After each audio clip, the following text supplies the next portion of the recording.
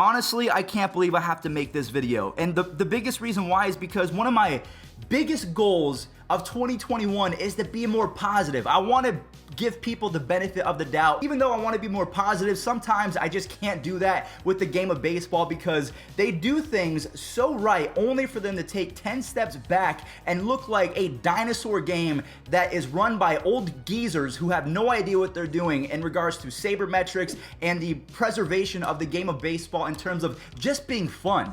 So right now, we're gonna have to rant about a fella named David Skretta. He decided to stay unanonymous, so he wanted his name to be out there. I'm sure that he wanted some engagement on Twitter, so congratulations, my guy. You got 10 more Twitter followers, but in doing so, you disgraced the game of baseball in Cooperstown more than any player ever. In my opinion, this is worse than Barry Bonds. Man, maybe not so much, maybe that's hyperbole, but I cannot believe that this man wanted to go public with the fact that he decided to vote for 0 players, 0, in his first ever time being able to vote in the Hall of Fame. It's an absolute travesty. It's an absolute joke. Say what you want about Barry Bonds and these steroid users. There are names on the ballot that were not linked in the Mitchell report or even linked to steroids that you could easily vote for. So what we're going to do today is we're going to break down why the MLB Hall of Fame is very quietly becoming a joke. And again, I'm not trying to poo-poo what happened in the past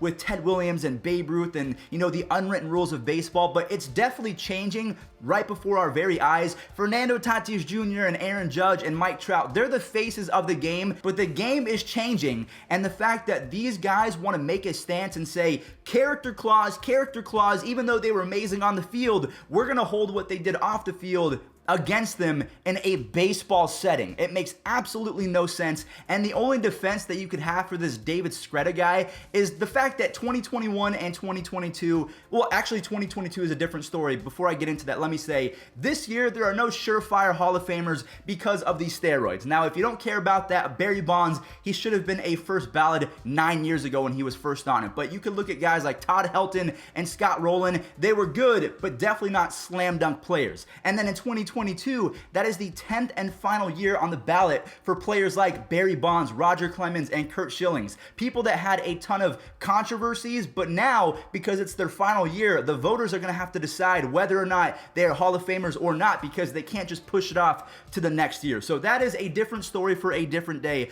The problem that I have right now, the reason why we're ranting, is because of this David Skretta guy. Of all the names on the ballot, I'm sure that you can find at least one player to vote for. Even if you're not a supporter of the steroid users, you have Scott Rowland, who is one of the best third basemen of all time. You have Todd Helton. You have Andrew Jones, who statistically is the best defensive center fielder ever, and he has over 400 home runs. I don't know about you, but that sounds like a Hall of Famer to me. So again, the overarching theme is that these guys want to come out here and almost like Hernandez, you know that umpire, what's his name? Hernandez, I don't remember his first name, but Angel Hernandez, there we go. He wants to become bigger than the game of baseball. He thinks that 40,000 people at Dodger Stadium are there to see him as opposed to the two teams and the superstar players that are on the field. And the same goes for this first year voters, David Skretta, who voted for no one.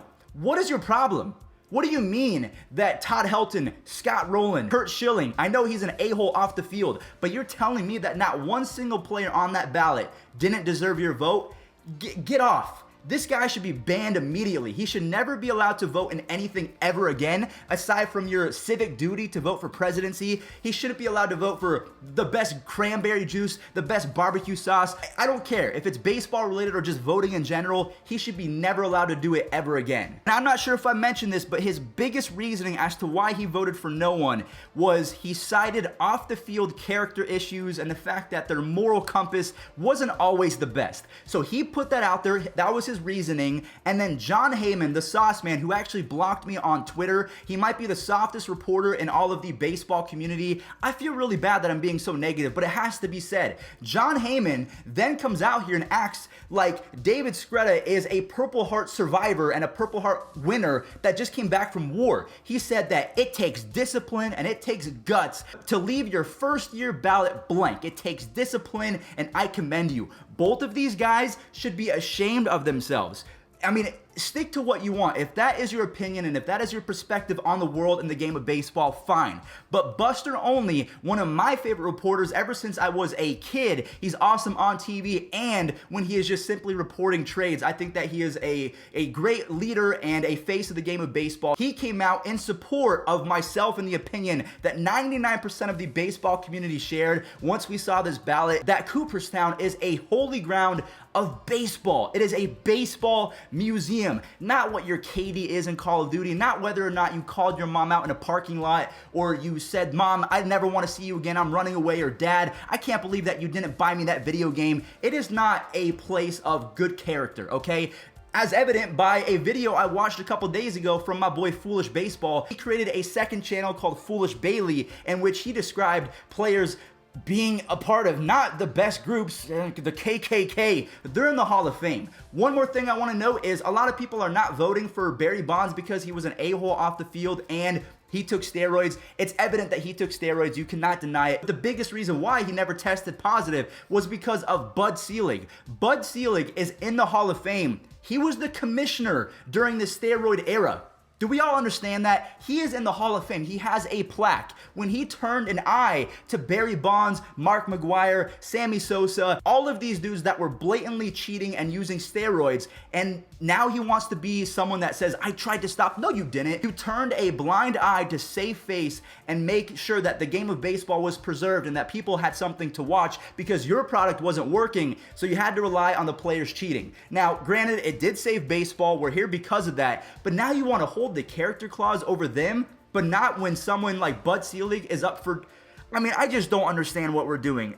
Take aside the steroids, again, like I've mentioned, Todd Helton, Scott Rowland, Andrew Jones, Curt Schilling. Yes, they might have some off-the-field issues. I know that Todd Helton has been arrested for DUI a couple different times, and Curt Schilling, really an a-hole. He had a whole video game company fail and was very bitter about it. It's a baseball museum, just like Buster Olney said. What are we doing right now with John Heyman supporting David Skretta, who decides to come out on his first year ever voting that he has discipline and guts by leaving everyone off the ballot? He is hosing baseball players who spent 2 decades in the game of baseball and saying, "Nope, you know what, you are not a good person off the field. You are not allowed in the Baseball Hall of Fame based off your baseball achievements." To me, it makes no sense. You could take out the argument for steroids all you want. People like Manny Ramirez, that's different because the dude cheated 5 different times and got busted after the Mitchell report, after rules were in place to say you can't be doing that, and after they were enforced.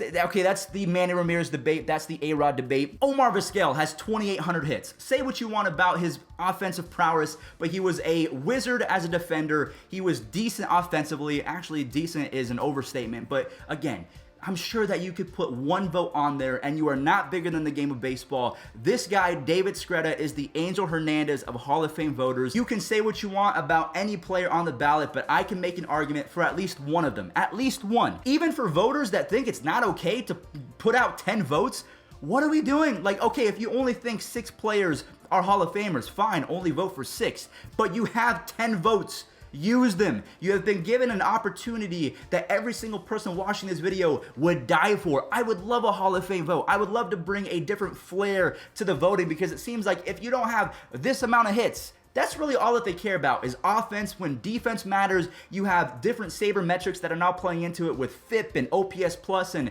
WRC plus, where Rockies players are now getting the benefit of the doubt. So there's just a lot of things that needed to be changed, and unfortunately David Skretta, he decided to flip us all off and spit in the game of baseball's face. Just an absolute joke in my opinion, but going forward, I'm going to try and be more positive. Just unfortunately, I had to use one of my rage coupons a little bit earlier in the year. I'm going to give myself 5 to 10 coupons, but let me know what you think. John Heyman blocks me on Twitter. Absolutely no respect for anyone unless they have a check mark next to their name. Then he wants to support David Skretta. The game of baseball needs a facelift, and I'm just glad that Fernando Tatis Jr. exists. The Padres are just doing baseball right. They're doing us all a favor, and hopefully, one of these days, we can get some youth on MLB Network and start to kind of bring a different vibe. I don't know. This is a joke. Let me know in the comment section down below, who would you vote for? Because I know there's at least one player you would. Unlike David Skretta, you suck.